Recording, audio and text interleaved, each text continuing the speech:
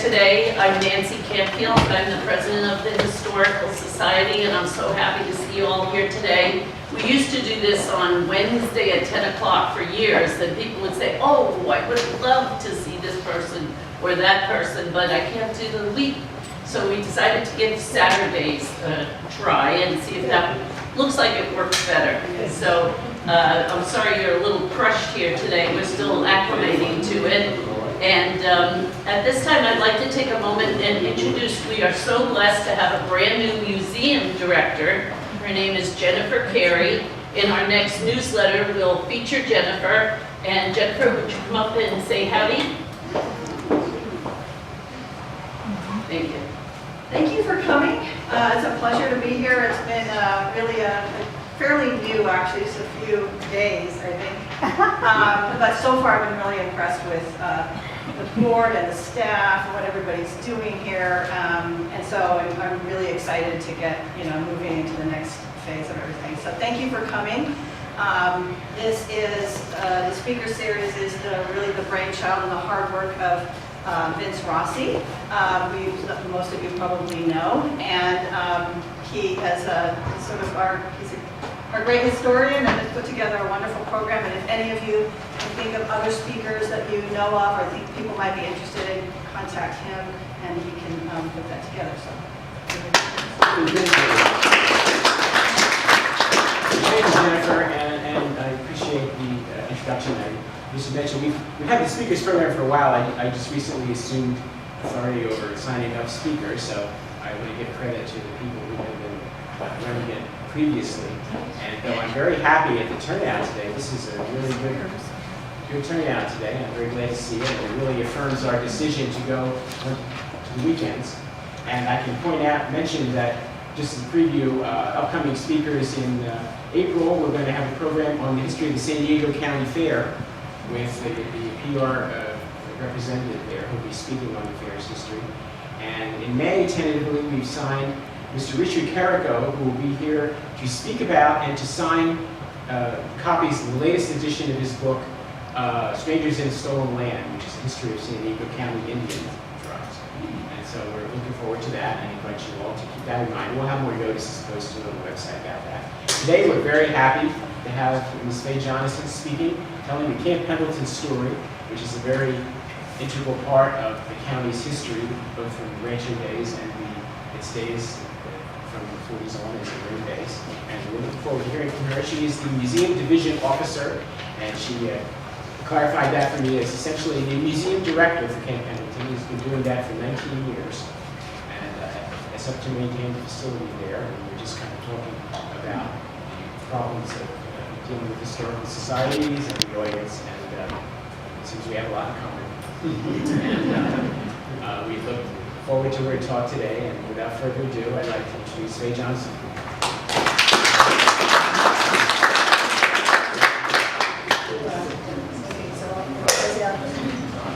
Good morning, everybody. Good morning. As you see, we're bringing greetings from Marine Corps Base Camp Pendleton. At the time that this card was made, it was not Marine Corps Base. It was actually Marine Barracks Camp Pendleton, because we were part of MCRD, which is the Marine Corps Recruit Depot in San Diego. It's around 1940s, this postcard, and it is typical of the time. In 1769, we had Gaspar de Portola coming through California. As you know, this whole region was developed partly because of his travels with his padres and his troops coming up from Mexico. He had some interesting words, and I always tell when I give the professional military education portion of our tours, I give them to Marines. I tell them, really, our early history is based on a military action. Because after all, who was Gaspar de Portola? He was a capitan in Spanish military, and he was given orders by the King of Spain, his commander-in-chief.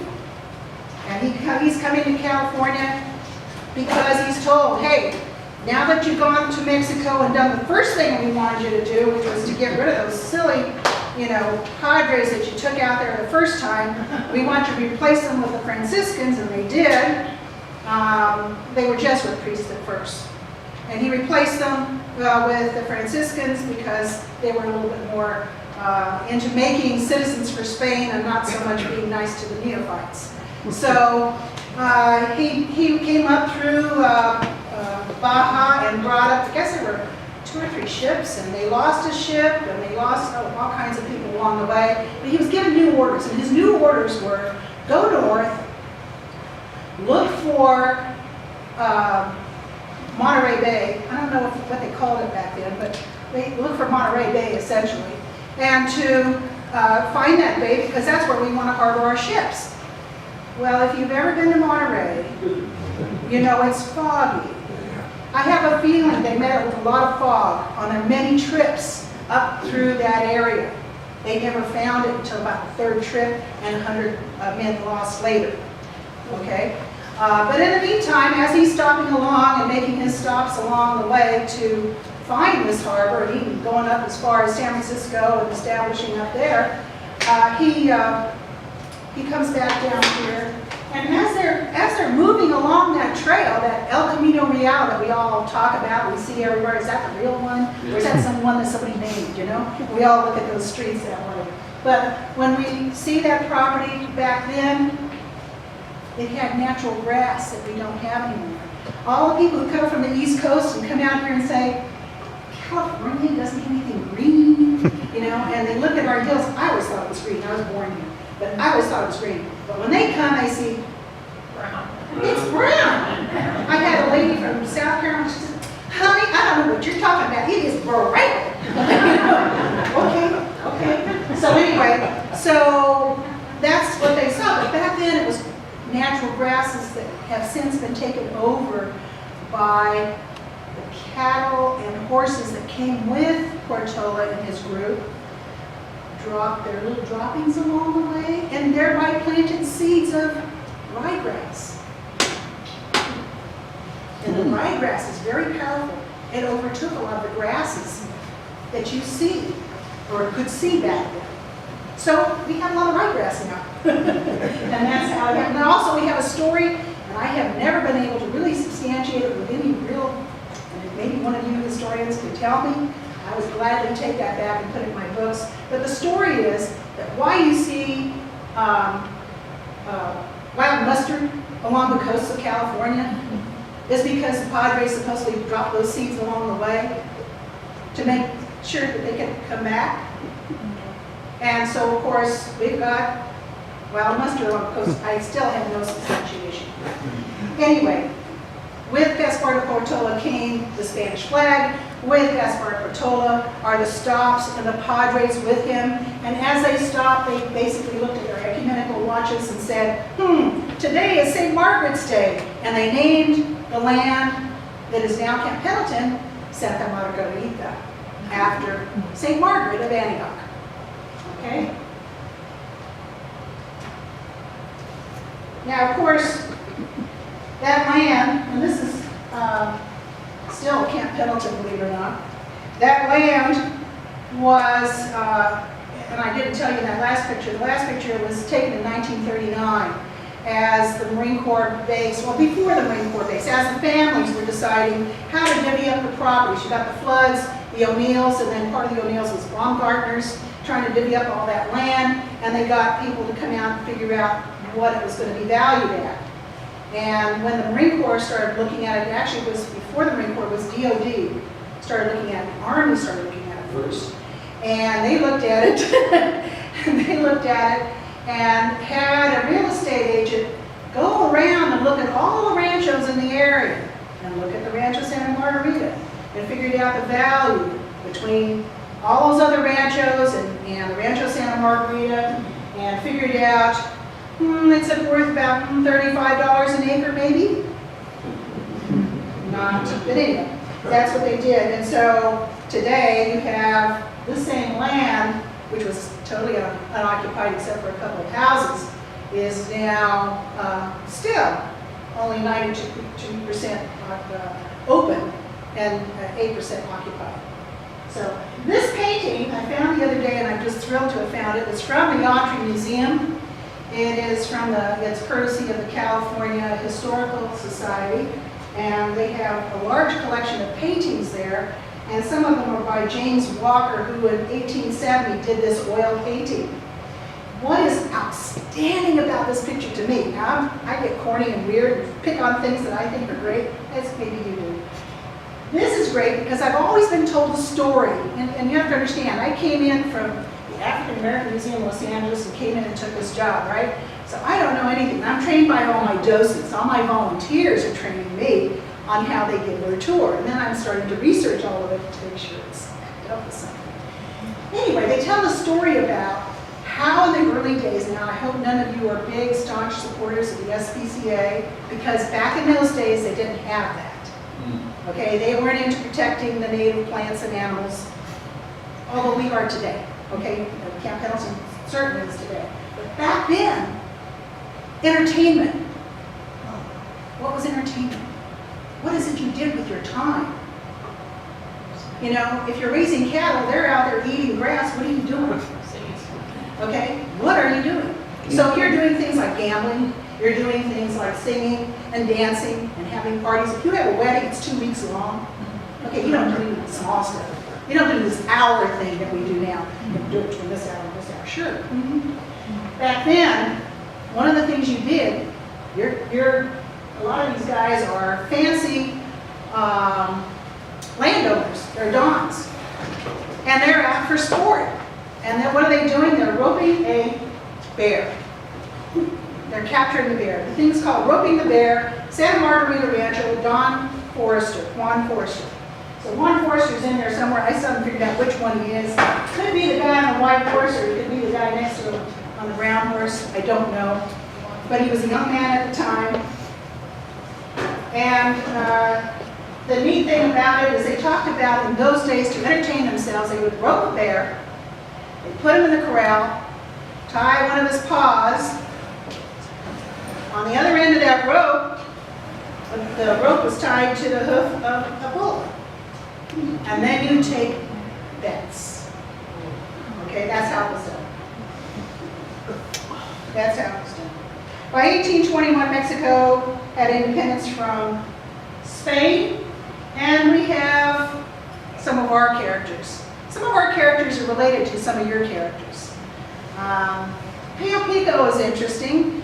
You know, you get really, really bad vibes from some people about him. And on the other side of this coin, I just got through finding his narrative, Pio Pico's narrative. If you haven't found it, please go and look it up because it has a ton of history in it and an interesting perspective. He tells some truths about himself and how he did things. Understand, in his time, the only way you got ahead politically was to lead a revolution of some kind. So there were tons during the Mexican occupation of California, during the time that the Mexican flag flew here. The only way for you to advance politically was to have a revolution. And so there were revolutions and counter-revolutions. It was just the way of the day. It's kind of like 60s and marches. We had marches for everything, remember? They still do, but not like they did in the 60s, really. But anyway, back then, it was revolutions. That was what they did.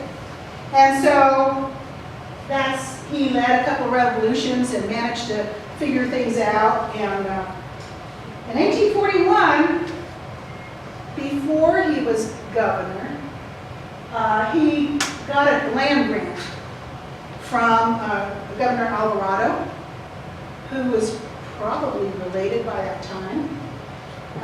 Between him and his brother Andres, he and his brother got this land grant, and it was for 89,742 acres. They were big on this stuff, weren't they? So anyway, he got all that. And that was then the Rancho Santa Margarita. Actually, it was, I think, called the Rancho Santa Onofre y Santa Margarita. Okay? And later on, it became, it wasn't until the end that it became Rancho Santa Margarita y Las Flores, and it still included Santa Onofre. Now, did you know that Santa Onofre is named after an Egyptian? Yeah, Faye Jonason was actually an Egyptian-born person, and when they made his name into Greek or Latin, it was Onofrius, and then by the time he got to the United States, it's Onofre. And then you'll have Marines who call it Onofre. All the same thing, all the same thing. Okay, so then, anyway, he, in 1844, finally acquires Las Flores and adds that to the name, and he acquires it. He doesn't really, he gets the Indians, that was a Pueblo Libre. Figure, okay, here you've got Spanish government, we build up the missions, we have the Indians come to the missions, the Indians come to the missions, not everybody else. If you have a rancho, the padre comes to your house, comes to your rancho, and does the marriages and the baptisms and all that stuff for you, conducts the services in your little chapel or whatever, okay? You don't go to the mission because that's for the Indians. Okay? It wasn't the way we think of it. And, you know, we naturally think that that was a center for everybody. No, it wasn't. And so, when it came to Las Flores was a place that they put when they became secularized, when the missions no longer were missions. They were supposed to close down. That was the intent by the Spanish people, and when the Mexican people took over the missions, that was the intent then, was to close down the missions because they weren't needed to make those natives into citizens for whatever who was in charge, right? So, in 1844, he gets Las Flores, but he's getting it from the Indians who live there. The Native Americans who live there are given that land. They're given 50 acres, and it's that Las Flores property, and they're easily talked out of their property. Partly, think about it, culturally they're different, because culturally they believe you can't own land anyway, it belongs to everybody. It didn't belong to any one person. Okay, that's what you want to do. They didn't understand what was going to happen next. But anyway, that's what happened. And when he added that property, it became 440 acres total. So he went from the 89,000 to the 133,000, and eventually, you know, lost the whole thing anyway in the gamble.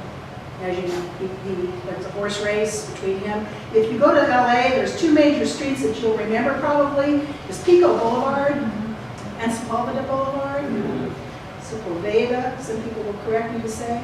I'm not Spanish, so I don't always pronounce things correctly. Anyway, Sepulveda was a Don. He was an important, powerful man. It's the way the British always called their knights sirs. Sir so-and-so, well, Don means the same thing in Spanish. So Don Sepulveda, Don Pio Pico, decided to have a horse race and put down lots of money on it.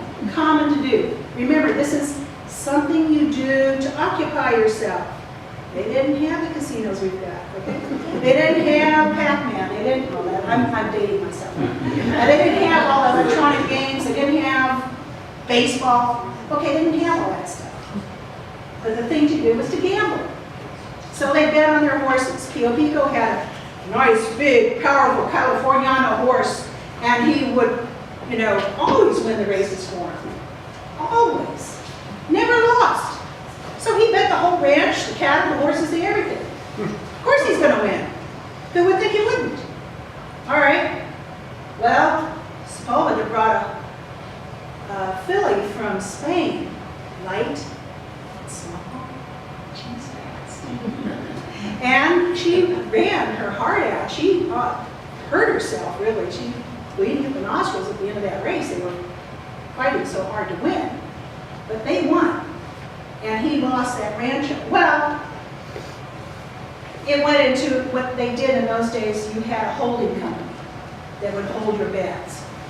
So there is this holding company that holds his bet and holds Sepulveda's bet, and of course now he owes money to be able to retrieve the house back. Well, he doesn't care. He's got lots of other property, and he didn't care and he didn't care. He wasn't there that much.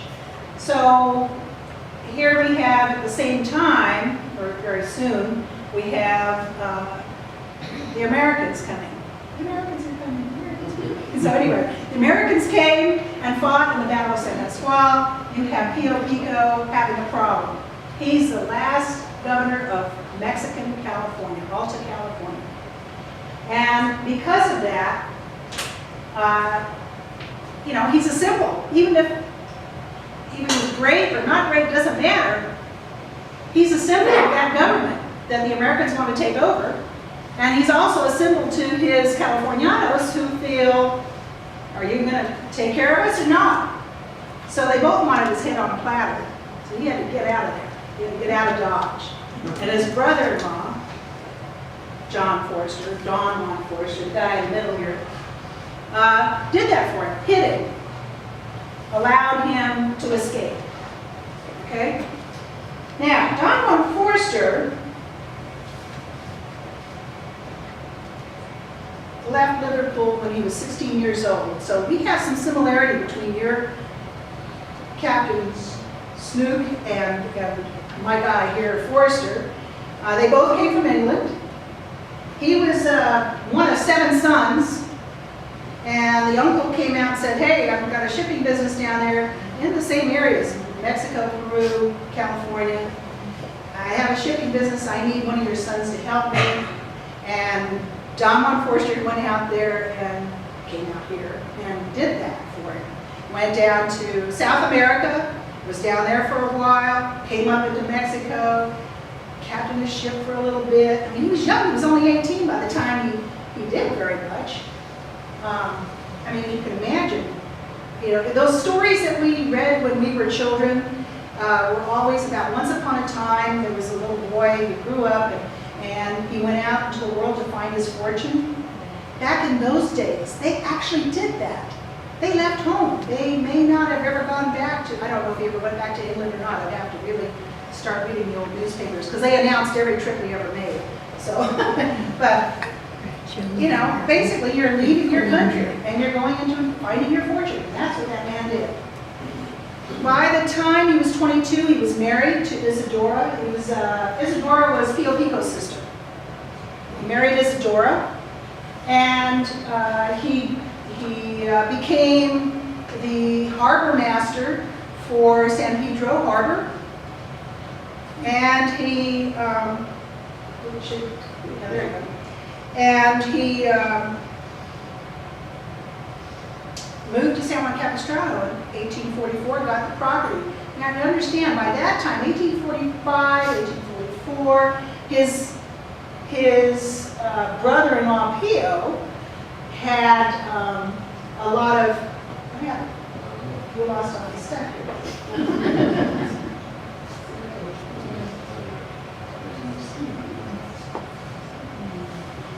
No, we don't want to do that. Still trying to advertise to me while I'm working here. Okay, so anyway, he moved into San Juan Capistrano. He got that property because of his brother-in-law. His brother-in-law's governor of Alta California. Gee, last governor of Mexico, California. And he is able to get the mission along with a friend. They go into together because he's young still. I mean, really relatively young. And they get into buying the mission. And he moves into what became later the gift shop. Now is going back to a museum display of where he lived. But back then it became a gift shop. A lot of you have gone through that gift shop over different times. Anyway, they lived there for almost 20 years.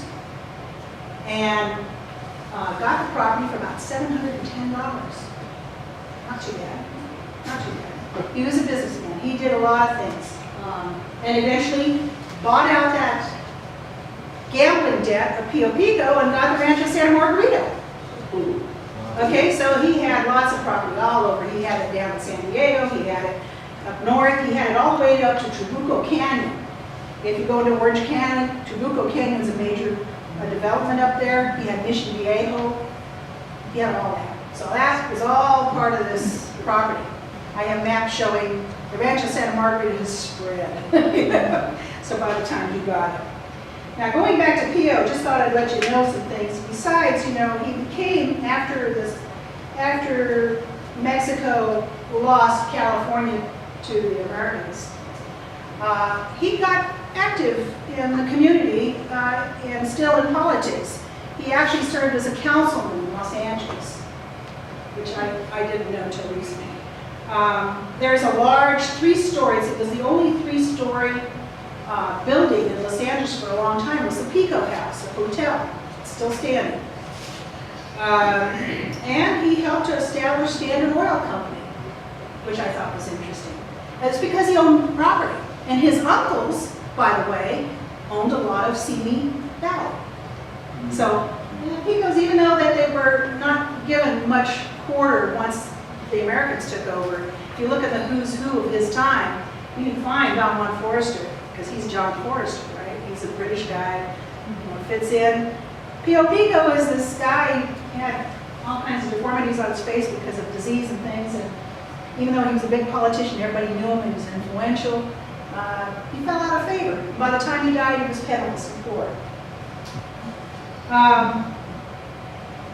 So by 1864, Belmont Forrester takes over that debt that's his brother-in-law's. And he builds the rest of the house. And when you come to the Rancho Santa Margarita today, you can see the rest of the house, pretty much as he built it. Still there. He had a son, third guy there, Marcus Forrester, who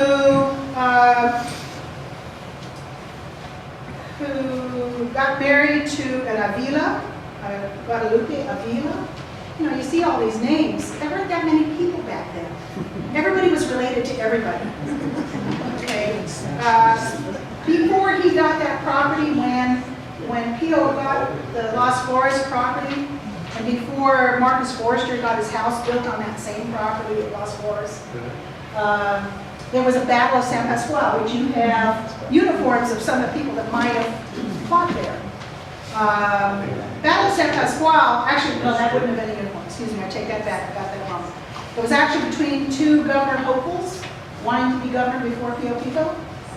And they were fighting who was going to get to do it. So I amassed my guys, you amass your guys, and we're going to meet up there at the Estancia at Las Flores.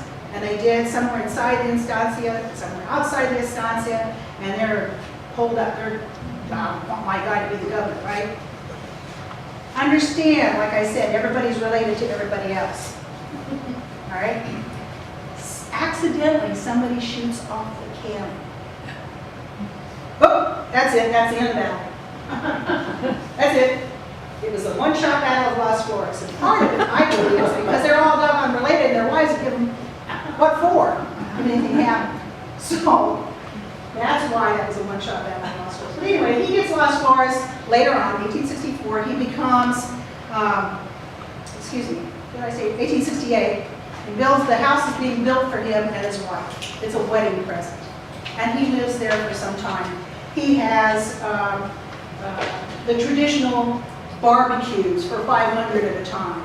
He has rodeos. Commonplace was over in Las Flores. In fact, if you read, you know, a lot of where we get our history from is from the lawsuits. And in the Forrester versus Pico or Pico versus Forrester case, I always have it backwards, that tells us a lot about what they did and when they did it. They talk about a lot of rodeos at Las Flores. That's what they did. And the purpose of the rodeos? Huh?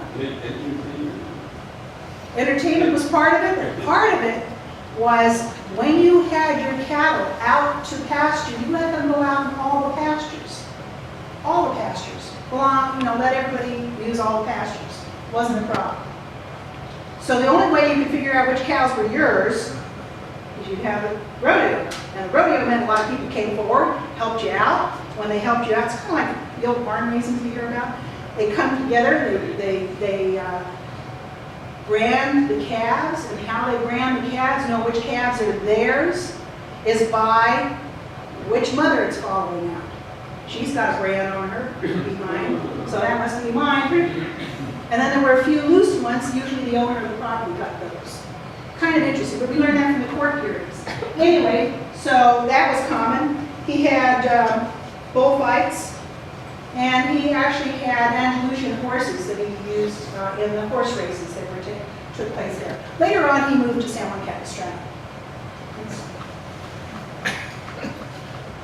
So we have next, Don Juan Forrester has the property of the Rancho Santa Margarita in Las Flores.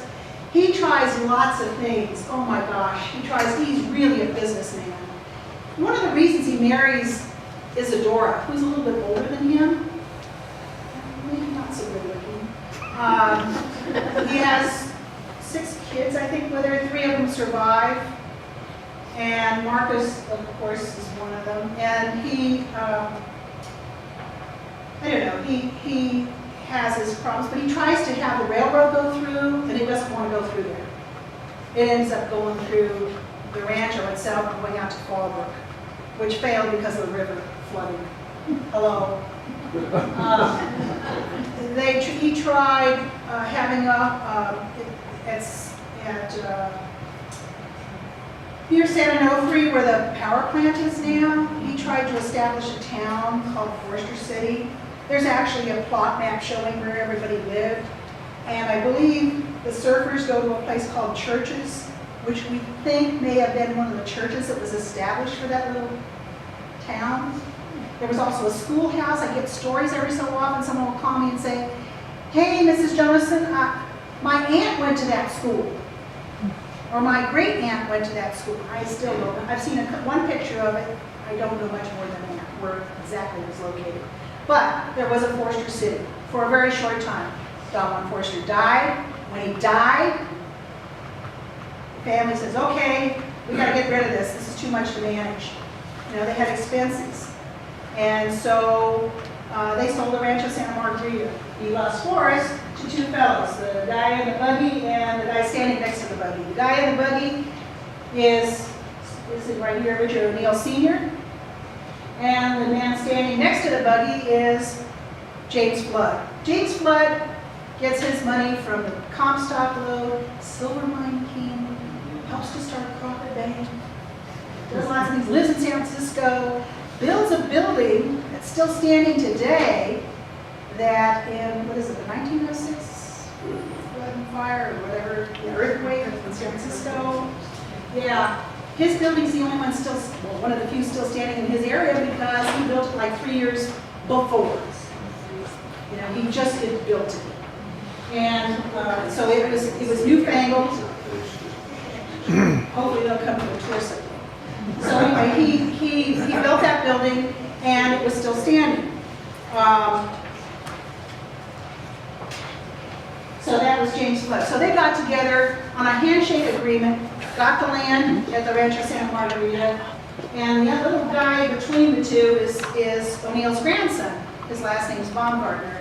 It's O'Neill's daughter and married a Baumgartner in San Francisco, and that's their little kid. He'd come down and visit all the time.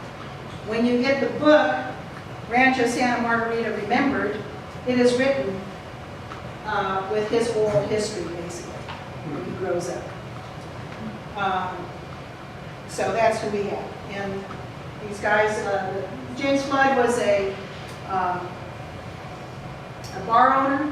He used to get his meat from O'Neill, who was a meat market manager.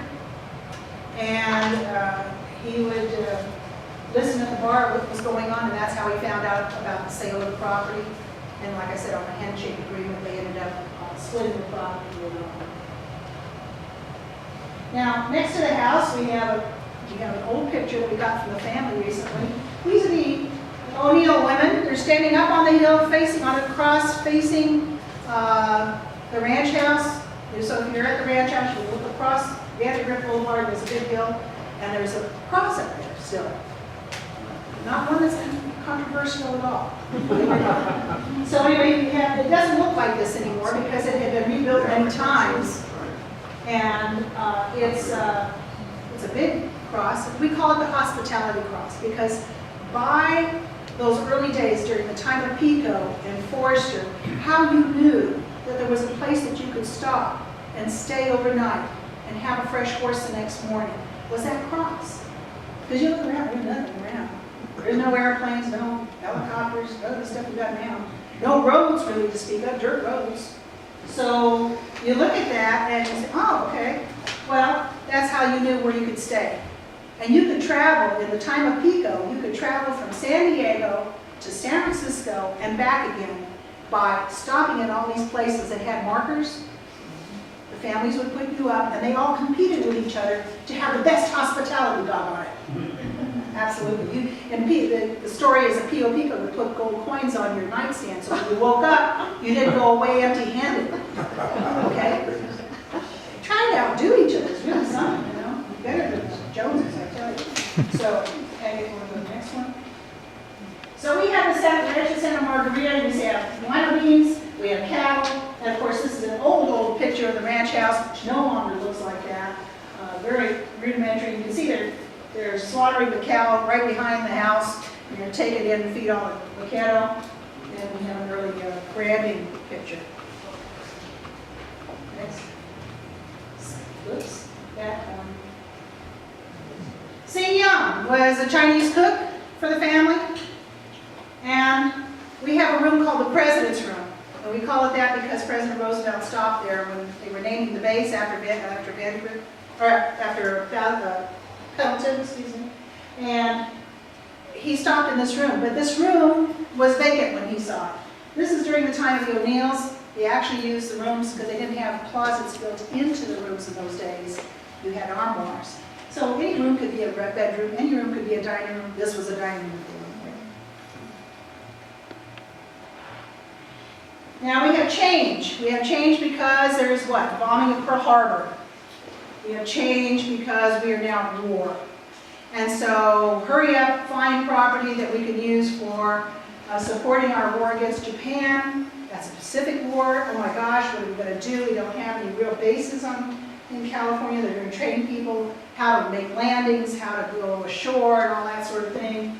And DOD looks at Camp Pendleton, what is now Camp Pendleton. Back then it wasn't called that. Rancho Santa Margarita was. They looked at it because General Pendleton had the idea that this property was a nice big property and would be great for training Marines. Well, they didn't listen to him. They sent out the Army first. The Army looked at this and said, well, you know, not so much for training people on tanks, you know, not what we want. So, Marine Corps said, we'll take it, and they did. So, next picture, please. So you can see this is Vanderbilt Boulevard before and after. Same road. And these cliffs, the mountains that you see there are cliffs. The railroad used to sit right in that first lane on the right and go right up against the mountain. We had stories from the Baumgartner kids. They used to throw pebbles down the smokestacks as they come around the corner. Next picture. So we have President Roosevelt coming. And President Roosevelt's at the ranch house. And here he's getting a couple words from one of the cowboys. Here's a gift of a lariat we made for you. Lariata being very important. Lariata is where we get the word lariat in English, or lasso, or whatever you can call it. And he tells them the importance. We have the governor of California and the general who's in charge of the whole region. Vogel, General Vogel, and Governor Olson are in this photograph. Okay. We end up building the base, and what do? We put Marines in tents, because we can't build it fast enough. There are some barracks at Main Side, what we call Main Side, which is closer south on the base, and closer north, we don't have buildings. We put up tents, and I get stories from the veterans when I collect their oral histories. They'll tell me, oh yeah, I was there. They made us put up tents. And they put up tents, and we had a problem. You know, if it started to rain real bad, the hill would slide down, and so we had to pick up the tent and move it up the hill. All right? And the other thing they had to worry about was that stove. I happened to inherit a couple of those stoves. They're huge. And the thing was, this tent had a stovepipe that's going up through the tent, right?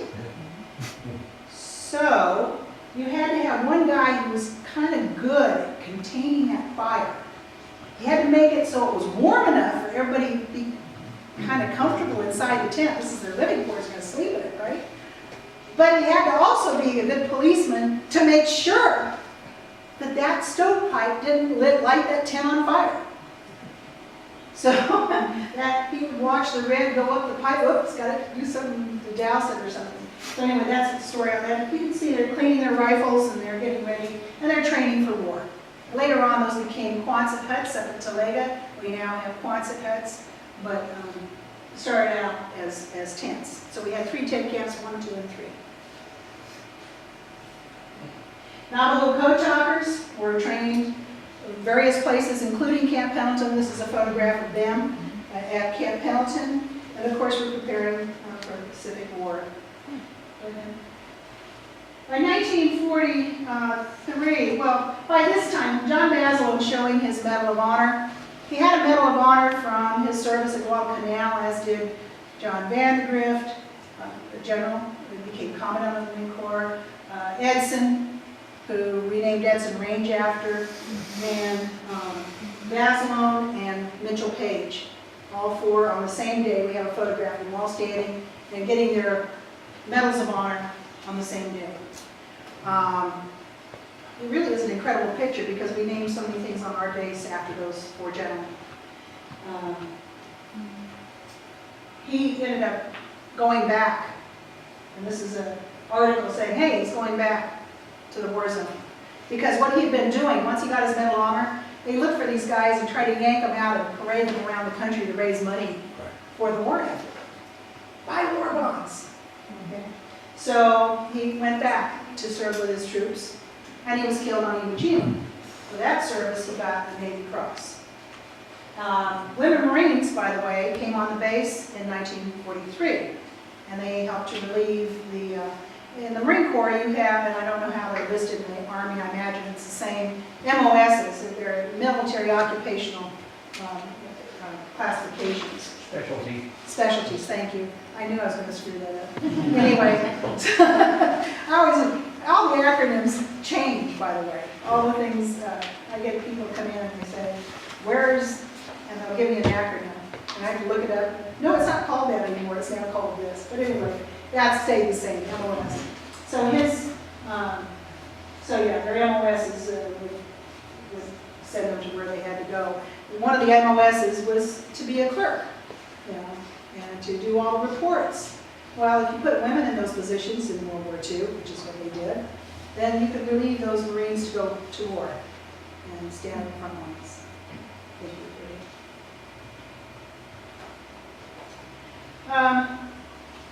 Now I want you to notice, this is 1946, right after the war. 1946 is an incredible year for Camp Pendleton. It's kind of hidden in the pages of our Scout newspapers, but if you go through those old Scout newspapers, 1946 was a lot of neat things going on. Everybody wanted to play the baseball team at Camp Pendleton. I want you to know our baseball team played against the St. Louis Browns. They played against the Padres. They played against USC, UCLA. Everybody wanted to play against them. Why? Because all the Marines were considered heroes at the end of the war, right? We want to rub elbows with them. We want to do stuff. We even had Helen Keller come to our hospital on Camp Pendleton to talk to the Marines in the hospital beds. I mean, it was interesting how important 1946 became. In 1946, we started these motorcycle police. And I want you to bring your attention, you can see the first motorcycle, you can't see the rider, but you can see the end of his fender, and you see where it says military police, and it has the T&O brand. That came with the cattle that O'Neill's replaced the lost cattle from the problems that the foresters had when they had a drought and they bought the property, right? They had to replace the cattle, so they went to Texas and got all this cattle. It already had this brand on it. They had adopted it, and now Camp Pendleton had adopted it as part of their family. I also want you to notice something else. Shoulder patches, which you're probably not going to care about, but these shoulder patches no longer are being worn by military today, by Marines today. Back then, it designated what unit you were part of. So here, the first one was part of 1st Marine Division. Second one's part of a group. You know, each one had a division or whatever that they were part of, proudly showing who they were part of. And that doesn't exist anymore.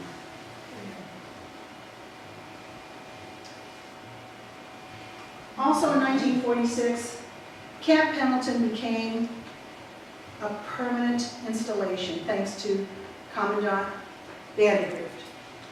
He established Camp Pendleton as a permanent installation. Now, we don't know what permanent means in this world anymore, but for all intents and purposes, that's what it was, and it also helped to establish the Marine Corps better.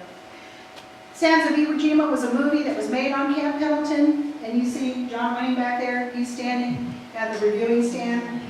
The movie was made in 1949. Next. I'm going to hit it one more time. Okay. This is Reckless. Reckless was a sorrel horse from Korea, purchased by the Marines to help carry the ammunition from, you can see the ammunition there, carry the ammunition from the camp to the gunner. And here she is being awarded promotion by the commandant, came out from Quantico, to make her Staff Sergeant Reckless. She was retired as Staff Sergeant Reckless. I don't know if she's the highest ranking animal, but now we're trying to get a monument to her so that but this was her retirement parade that she saw. Next. Did you skip? Oh no, this is the main gate. Main gate became a very popular image. Everybody knew what this was once upon a time. And you can see some of the early cars that went through the gate. Go ahead. And the Ranch House Chapel is the oldest. It's on the Ranch House complex, so if you come to visit, you get the Ranch House, the bunkhouse, and the chapel. Chapel's the oldest building on the base. We believe 1810. We think it was a winery to begin with for the Mission San Luis Rey.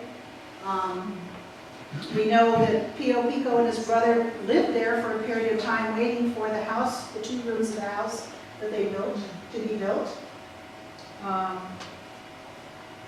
Next. And it was because of 40 years ago in 1975, another important year, 1946 and 1975. It seemed to be really big dates in Camp Pendleton's history. 1975 is when the tours started of the Ranch House complex, and it was because the general wanted to host the community there. And so he asked officers' wives to learn a routine and to give a tour through the ranch house. And they point out some of our stained. Now this stained glass window ceased to exist, and this is the replacement actually. Ceased to exist at the 1993 flood of Camp Pendleton. A lot of the windows were washed out. This one was never found, so the docents have paid. The original window cost $250 back in the 1940s, was replaced at a cost of about $6,000. So anyway, the docents will be celebrating their 40th anniversary this year. And the St. George window is one of 9 stained glass windows in the chapel. The docents, here's 3 of our great docents, and we're in the cowboy room, telling you a little bit about what's going on there. In addition to that, we have, go ahead to the next slide, the 40th anniversary of the Vietnamese and Cambodian refugees who came to California, first to Camp Pendleton and then to 3 other sites. Camp Pendleton was only one of 4 entry camps that helped these refugees to come and get settled, get trained, get passes, whatever they needed, support families, sponsor families, and so on, to get settled in the United States. So they went to Camp Pendleton first, and then there were others that went to Fort Chaffee in Arkansas, Eglin Air Force Base in Florida, and Fort Indian Gap in Pennsylvania were the 4 places that they went to. There were, go ahead. There were 50,400 refugees. They erected, the Marines and civilians and sailors erected 958 tents. There were also Quonsets. They used about 140 Quonset huts. And today in San Diego County, we have 37,000 of these refugees living here. That's ringing around the rosy, by the way. This is the way the Lost Forest House looked like before we started restoring it in 2000. You can see a lot of problems with it. The adobe was having serious issues. Believe it or not, the people repairing it are from the University of Vermont, specialists in architectural restoration. And they love coming to California out of the snow. And they do that, and you fix the building up. It is now, now a National Historic Landmark since the 1960s. Some of our people in our history at Las Flores, Victoria McGee, Henry McGee, they came out of, actually lived over near Palma Casino and moved into, leased the property from the O'Neills for a long time. And later on they had a relative who became the lima bean queen. Jane McGee was the lima bean queen of Southern California there on that property. And then you have Cliff May. Cliff May might be significant to some of you here. I don't know if any of you live in a Cliff May house. But Cliff May used to spend his summers and his weekends visiting his family at the Las Flores Adobe. And he was impressed by that kind of courtyard type of structure. A low building with going around a garden. And that became, in his mind, a ranch-style house. He went to school, he went to college, but he became a designer. There were two fields you could go into. You could become a designer, or you could become an architect. He was not schooled as an architect, although later on in life, they decided to honor him and say, you're an architect, but he never regarded himself that. He was a designer, and he designed the ranch-style home that was advertised so much in what's the magazine I'm thinking of? Sunset Magazine, thank you. Sunset Magazine would feature his buildings, would feature his homes that he designed and promoted them, so that we all are familiar with ranch-style homes. And these are the docents, and you can see the veranda has been put back at the Las Flores Adobe. It is a two-story Monterey-style adobe, unique in that way, why it is a National Historic Landmark. And this gives you a map, shows you where Las Flores is, and shows you where the Santa Margarita National Historic Site is. And I am at the end of my talk, and before my troops move away with me, I wanted to let you know of the other things that we do. We have an archive that has become even better in Building 1160 of the base. It's in the base commander's building. We also have a mechanized, Marine Corps Mechanized Museum, which features vehicles from 1942 onward, although we have on loan to us a couple of Model T Marine Corps vehicles. By and large, we focus on 42 onward, so we have Humvees, we have rocket trucks, we have trenchers, and all kinds of interesting things that I'm still learning about because that's not my field of study. But anyway, so we have participated in parades and events where we have brought out our vehicles and shared them with the community. And of course, we give tours. First Tuesday, second Wednesday, and third Thursday of the month, docents come out and give tours of the Rancho Santa Margarita. The Mechanized Museum is open most days, Monday through Friday, and you can come in here and see those things. Any questions?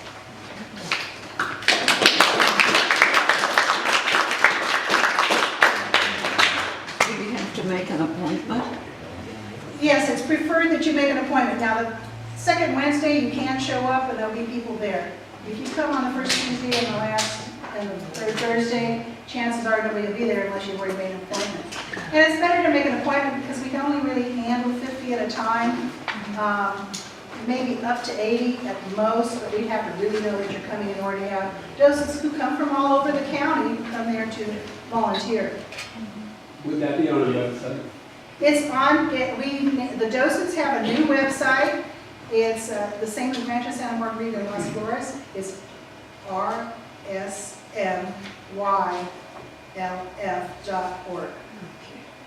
I hope that's not too hard. Yeah? Faye, we may own something that belongs to you, but you can't have it. Let me please explain. I'm on the display committee, as some of you know.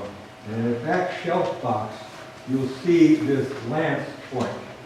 Oh, okay. That I won't go into detail how we got it, but it's ours. We don't know. And there's another lance point that was found in 1960 by Harold Jessup on his farm up the Valleyway.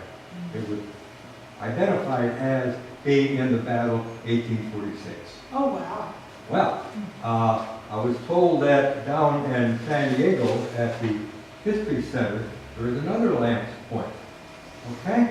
So I went down there, got the holy cheese and they let me in the room there, and I took a dumb picture of this thing, and it's a little shorter.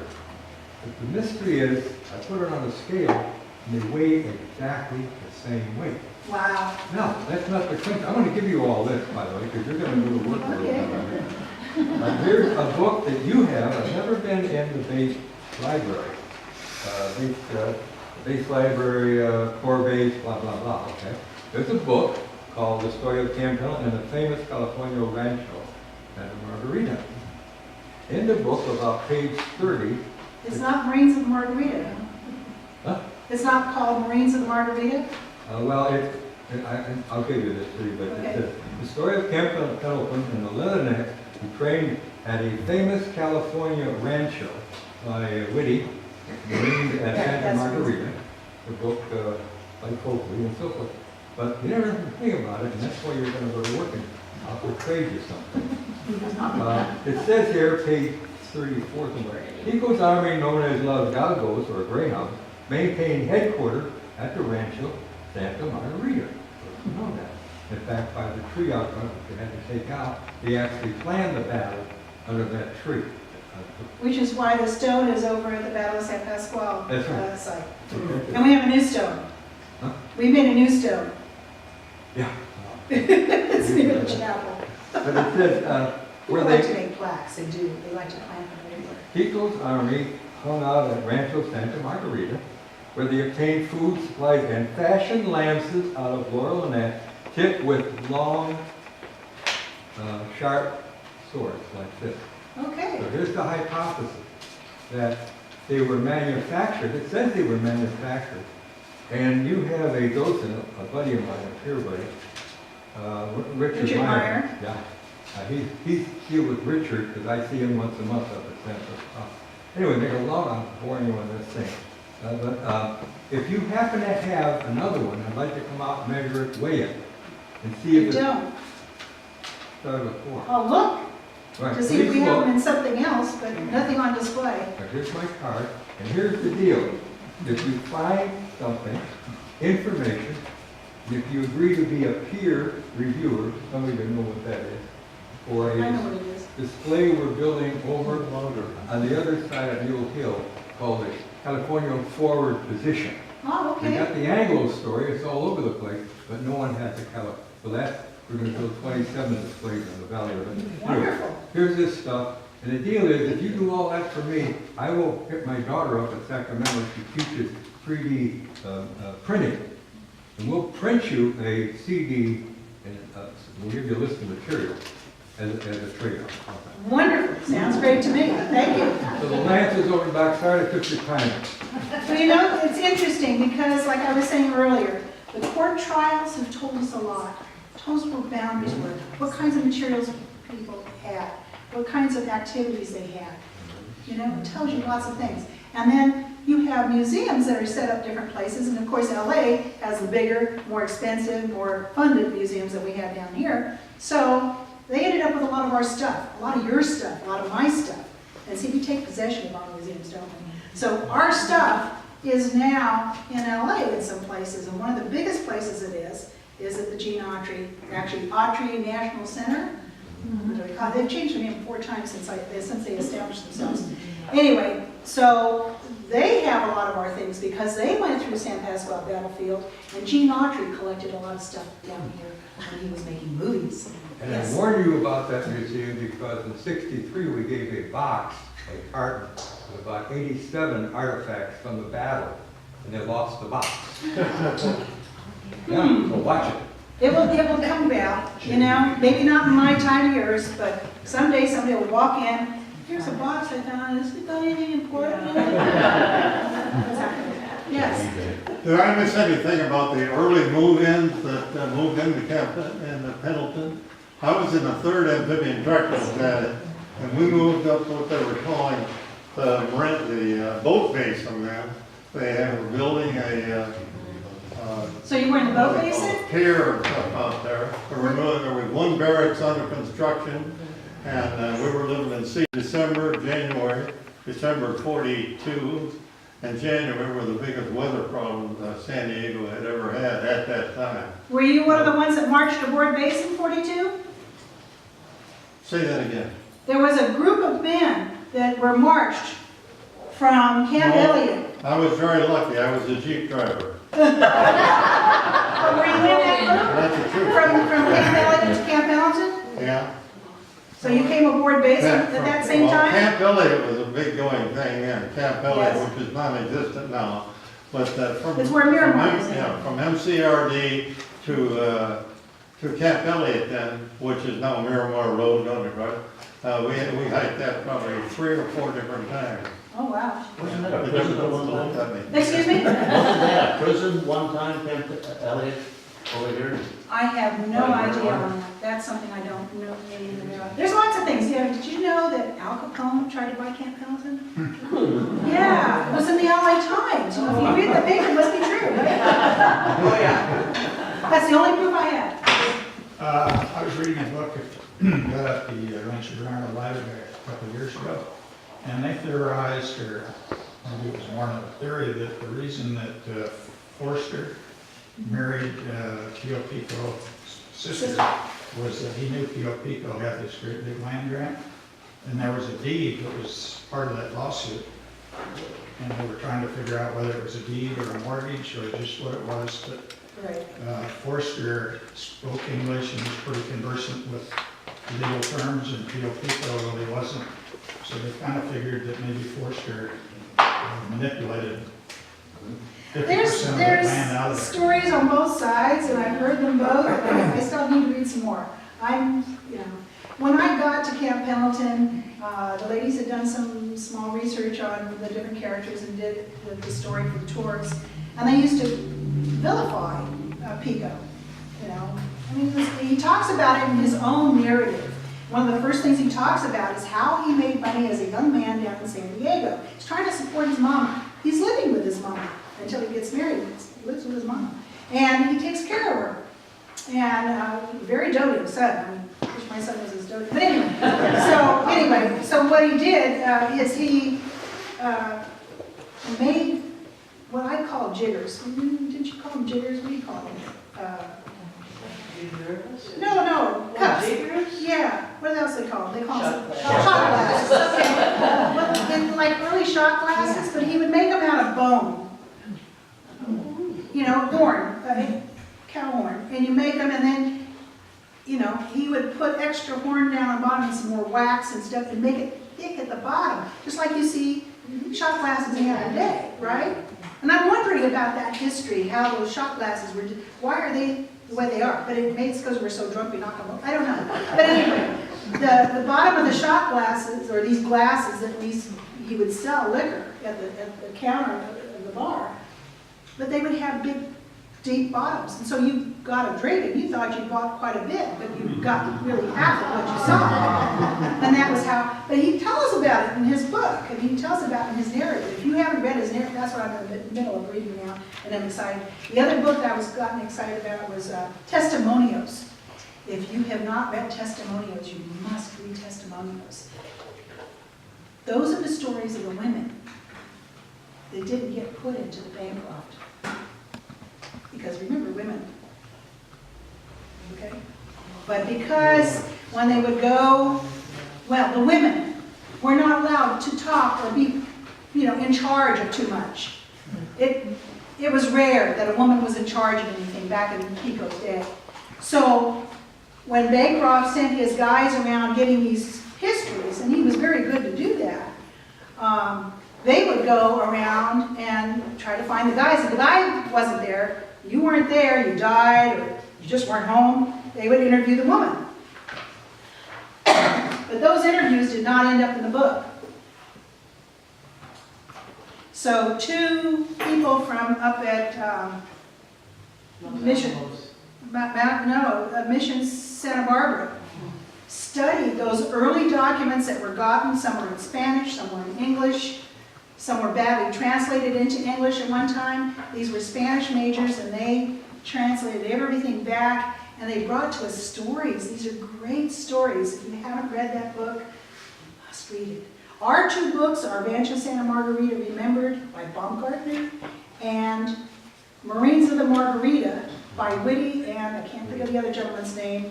They're both former Marines who, one is still working for PBS down in San Diego, and the other one's still a freelance writer down in San Diego. And they go from the beginning of Camp Pendleton, before the beginning of Camp Pendleton, to partly through Vietnam era. So they're both very, very good resources. It was Whitty and Neil Morgan. Neil Morgan, thank you. I should know these things. I just have it. My kid calls them old timers. Sometimes. Sometimes, yeah, sometimes. That's probably more that. Anybody else have a question? Or thank you so much. You've been great on this.